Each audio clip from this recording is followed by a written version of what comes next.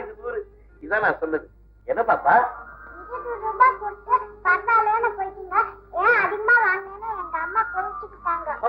இந்த காலத்துல இப்படி ஒரு அம்மா இருக்காங்களா?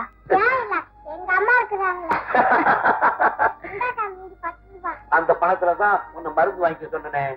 சும்மா கொடுத்தா வாங்க கூடாதுன்னு எங்க அம்மா சொல்லிருக்காங்க. கொடுத்த பணத்தை திருப்பி வாங்க கூடாதுன்னு எங்க அம்மா சொல்லி இருக்கிறாங்க. என்னடா இது பெரிய நம்ப போச்சு. இப்ப நான் என்ன செய்வேன்? அம்மா நீங்களா சொல்லுங்கம்மா.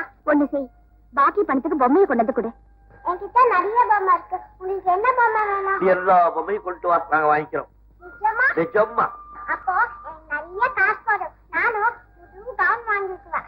ஏன் பாப்பா, உனக்கு வேற கவுனே இல்லையா? இல்ல. பேர் என்ன டார்லிங்? என் பேரு ராம் துளசி.